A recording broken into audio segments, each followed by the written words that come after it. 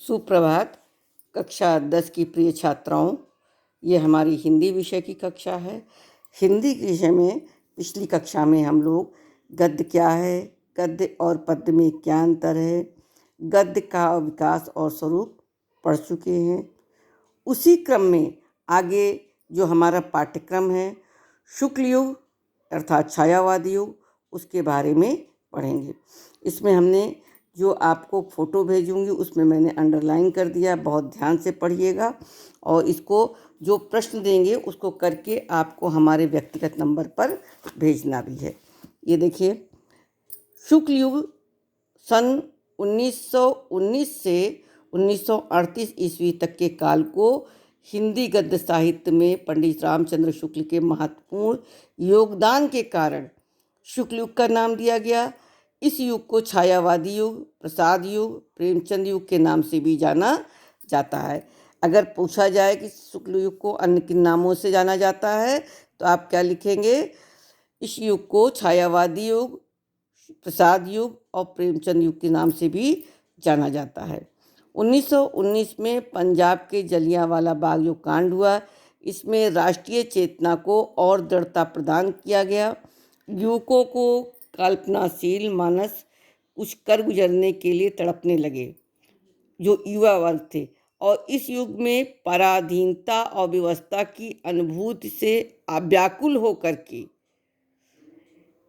यदि कभी वेदना और पीड़ा के गीत गाए गए तो दूसरे ही क्षण स्वाधीनता के लिए सतत संघर्ष की बलवती प्रेरणा से उत्साहित होकर के इस पूर्ति और आत्मविश्वास की भावना को मुखरित किया गया, यानी उसको आगे बढ़ाने का प्रयास किया गया।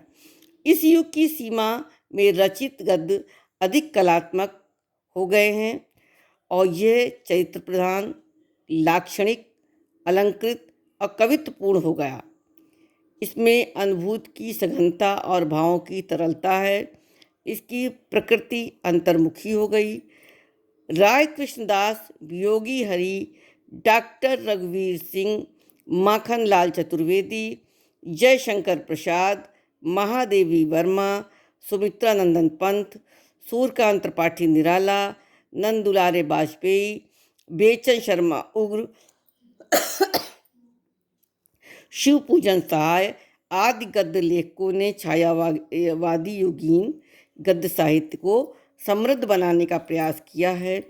और शुक्ल युग के प्रमुख निबंधकारों में बाबू गुलाब राय, प्रेमचंद, श्याम सुंदर दास, जयशंकर प्रसाद, सुमित्रानंदन पंत, सूर्यकांत त्रिपाठी निराला, राहुल संस्कृतायन, वियोगी हरि, हजारी प्रसाद द्विवेदी, वासुदेव शरण अग्रवाल, डॉक्टर संपूर्णानंद, शांत प्रिय द्विवेदी आदि के नाम उल्लेखनीय हैं। और इसमें एकांकीकार कौन कौन है? भुवनेश्वर प्रसाद, जयशंकर प्रसाद, धर्म प्रकाश, आनंद, गोविंद बल्लभ पंत, चतुर्सेन शास्त्री, डॉक्टर राम कुमार वर्मा, उपेंद्र नाथ अश्क, उदय शंकर भट्ट, सेठ गोविंद दास, लक्ष्मी नारायण मिश्र, विष्णु प्रभाकर एवं भगवती चरण वर्मा हैं। इस युग के उपन्यासकारों में प्रेमचंद, जयशंकर प्रसाद, चतुर्सेन शास्त्री, भगवती चरण वर्मा, बाबू दुर्गा प्रसाद खत्री ये प्रमुख हैं। शुक्ल युग के कहानीकारों में प्रेमचंद, उग्र, राय कृष्णदास, विनोद शंकर व्यास, सियाराम शरण गुप्त, गोविंद बल्लभ पंत, पदुमलाल पुन्नालाल बख्शी के नाम उल्लेखनीय हैं। और इसके अंदर नाटक में सर्वाधिक महत्वपूर्ण योगदान जयशंकर प्रसाद के ऐतिहासिक नाटक का रहा। और नाटकों में देश की प्राचीन गौरव के चित्र प्रस्तुत किए गए हैं। उसमें संस्कृति और राष्ट्र प्रेम की भावनाओं के रंग पर्याप्त गहरे हैं। चरित्र चित्रण, कथोपकथन और उद्देश्य की दृष्टि से प्रसाद के नाटकों की महत्ता असंदिग्ध है। प्रसाद के परवर्ती नाटककारों में लक्ष्मी नारायण मिश्र, राय कृष्ण मिश्र, प्रेमी, राम कुमार वर्मा, सेठ गोविंद दास, उदय शंकर भट्ट और गोविंद बल्लभ पंत, उपेंद्र नाथ अश्क के नाम उल्लेखनीय हैं। समालोचना और साहित्य लेखन में आचार्य रामचंद्र शुक्ल के विराट योगदान को पश्चात आलोचना क्षेत्र में नंदुलारे वाजपेयी, हजारी प्रसाद द्विवेदी, विश्वनाथ प्रसाद मिश्र, डॉक्टर नगेंद्र और डॉक्टर रामविलास शर्मा इतिहास लेखन के लिए डॉक्टर राम कुमार वर्मा और डॉक्टर गणपति चंद्र गुप्त, डॉक्टर लक्ष्मी सागर वार्ष्णेय, डॉक्टर मोहन अवस्थी आदि का नाम उल्लेखनीय है।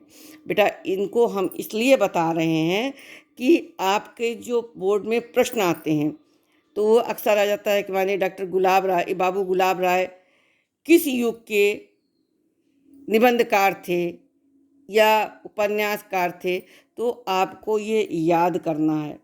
शुक्ल युग और शुक्लोत्तर युग विशेष रूप से आपके कोर्स में है। तो आज मैं केवल शुक्ल युग आपको पढ़ा रही हूँ और शुक्ल युग में ये सब दिया हुआ है, इनको आप ध्यान से पढ़िएगा और इसको याद कर लीजिएगा। थैंक यू बच्चों।